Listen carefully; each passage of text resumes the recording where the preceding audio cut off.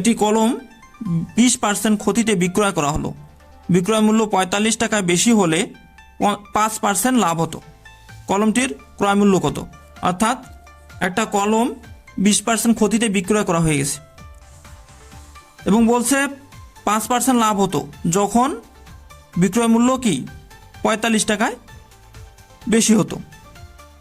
তো আমাদের এখানে লক্ষ্য রাখতে হবে যে এখানে 20% ক্ষতি এবং 5% লাভ, অর্থাৎ এই টোটালটার জন্যই কিন্তু 45 টাকা বেশি হতো।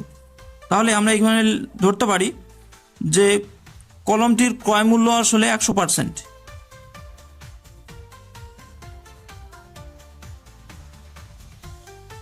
আমরা ধরি কলমটির ক্রয় মূল্য 100%। আচ্ছা, তাহলে আমাদের কত টাকার জন্য, অর্থাৎ কত পার্সেন্টের জন্য আমাদের 45 টাকা বেশি লাভ হতো? 25%। এখানে 20 এবং এখানে 5, তাহলে 25%। তাহলে 20 অর্থাৎ 20 যোগ 5% সমান কত হবে? 45 টাকা। অর্থাৎ 25%-এর জন্য 45 টাকা লাভ হতো। তাহলে 25% সমান 45। তাহলে 1%-এর জন্য কত হবে? 45 ভাগ 25,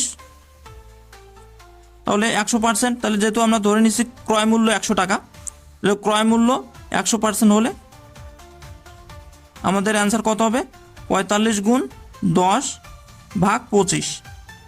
তাহলে 25 দিয়ে যদি আমি 100-কে ভাগ দিই তাহলে 4 45-এ 180 টাকা। তাহলে আমাদের কলমটির ক্রয় মূল্য 180 টাকা। তাহলে আমাদের অ্যান্সার হবে খ। তাহলে এই ধরনের অঙ্ক যদি পরীক্ষায় আসে তাহলে জাস্ট আমরা 5 সেকেন্ডেই কিন্তু সলভ করতে পারবো। অর্থাৎ আমরা সরাসরি এই 25% সমান 45 লিখব এবং 1% এবং 100%-এর জন্য কত টাকা হবে সেটা আমরা খুব সহজেই বের করতে পারবো। আচ্ছা, আমরা অপর একটি প্রশ্ন লক্ষ্য করি।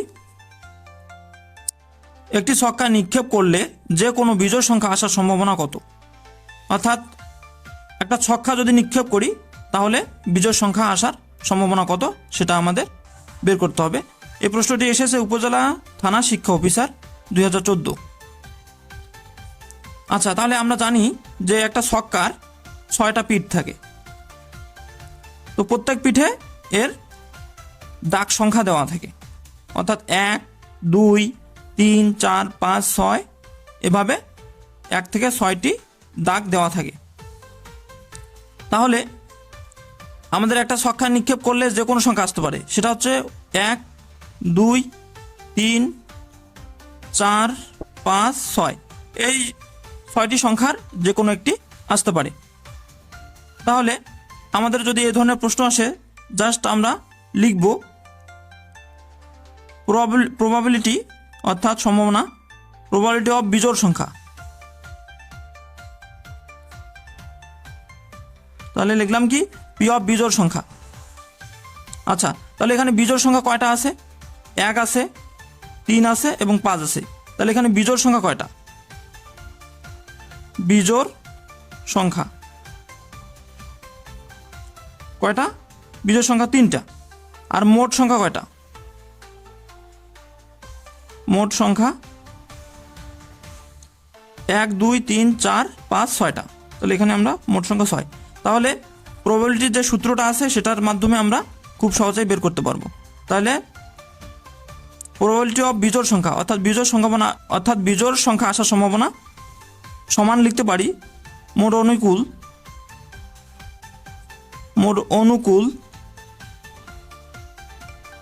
অনুকূল ঘটনা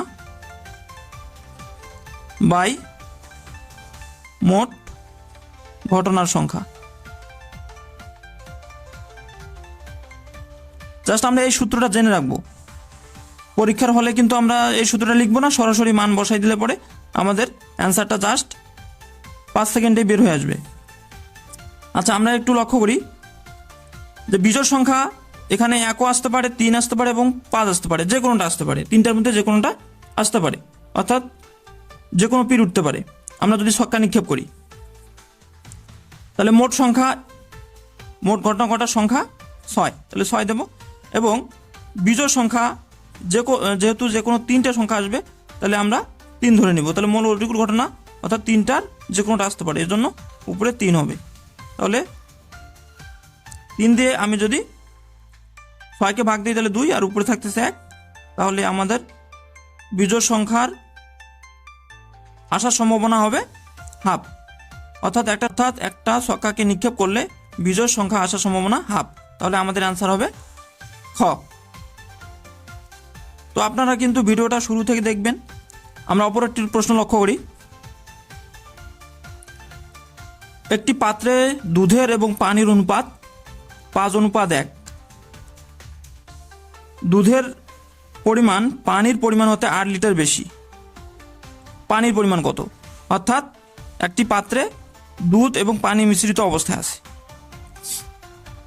এবং অনুপাতটা কত? 5:1। অর্থাৎ ওই পাত্রের 5 ভাগ দুধ এবং 1 ভাগ পানি। তাহলে দুধের পরিমাণ পানির পরিমাণ হতে 8 লিটার বেশি। অর্থাৎ বলে দেওয়া আছে যে পানির থেকে দুধের পরিমাণ 8 লিটার বেশি। তাহলে বলছে যে পানির পরিমাণটা কত হবে। জাস্ট আমরা এটা 5 সেকেন্ডের মধ্যে অর্থাৎ অল্প সময় শর্টকাট টেকনিকেই সলভ করতে পারবো। তো কিভাবে?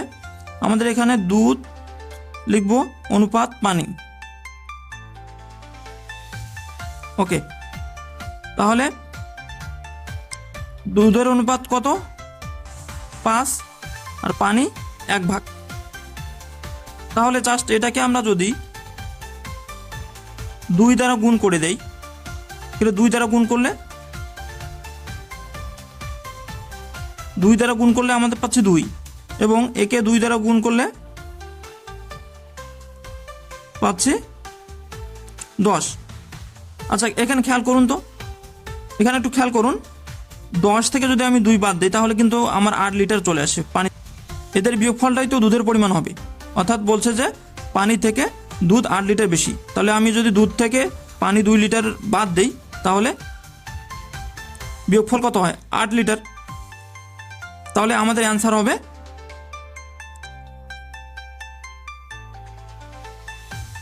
ক।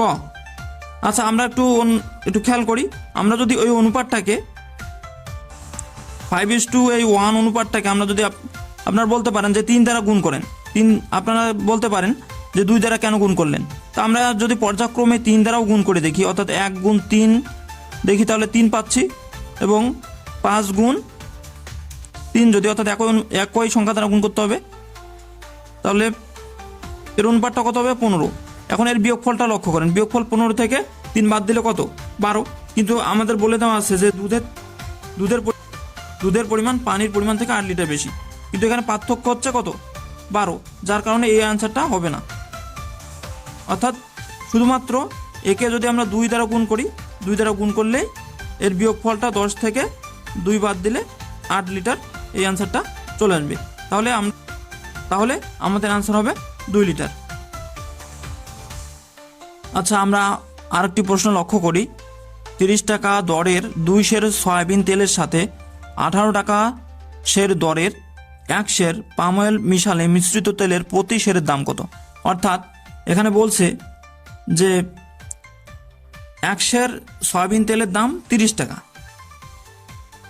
এভাবে 2 সের সয়াবিন তেল এবং 1 সের পাম অয়েল তেলের দাম 18 টাকা। অর্থাৎ এখানে 2 সের সয়াবিন তেল এবং 1 সের পাম অয়েল একত্রে মিশালে প্রতি সেরের দাম কত হবে সেটা আমাদের বের করতে হবে। তো এটা আমরা 2টা পার্টেই দেখব। এটা শর্টকাট টেকনিক এবং ডিটেলসটাও আমরা দেখে নেব, যাতে যে কোনো পরীক্ষায় আমরা অ্যান্সার করতে পারি। তাহলে আমরা যদি শর্টকাটে করতে চাই, তাহলে 2 সের তেলের দাম, এখানে 2 সের তেল, এখানে 2 সের সয়াবিন তেল, 2 সের সয়াবিন তেল কত? 30 টাকা করে। তাহলে দাম কত হবে? 2 গুণ 30, তাহলে দাম হলো 60 টাকা। আর এখানে সয়াবিন তেল আর এখানে পাম অয়েল 1 সেরের দাম 18 টাকা। তাহলে 1 সেরের 1 গুণ 18 সমান 18। তাহলে আমরা যদি যোগ করে দিই, যোগ করলে আমাদের হচ্ছে 78 টাকা। এখন আমাদের কেনা হয়ে গেছে কত? 2 সের সয়াবিন তেল এবং 1 সের পাম অয়েল তেল। তাহলে মোট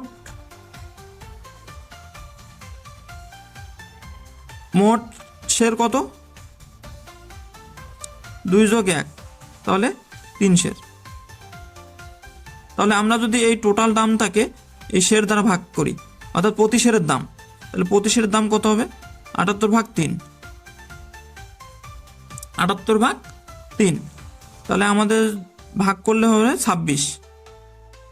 তাহলে আমাদের অ্যান্সার হবে ক। তাহলে আমরা আসলে এটা গড়ের অঙ্ক, জাস্ট আমরা 3 শেরের দাম একত্রে আমরা বের করলাম 78 টাকা, এবং যেহেতু এখানে 3 শের,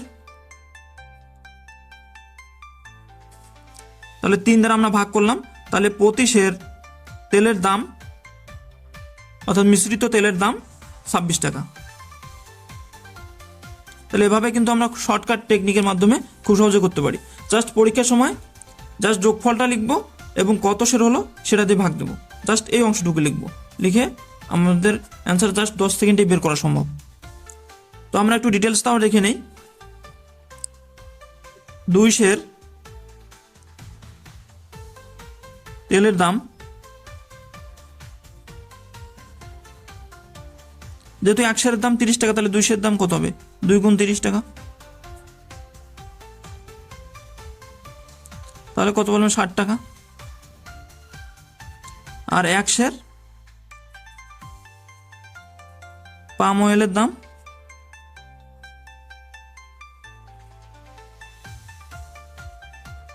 সমান 18 টাকা। তাহলে 2 যোগ 1 সের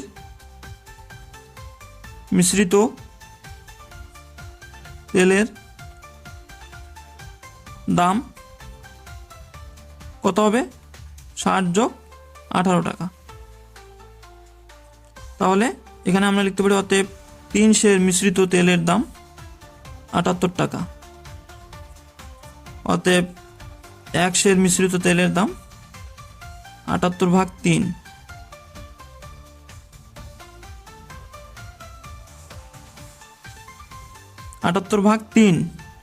তাহলে অ্যান্সার হলো 26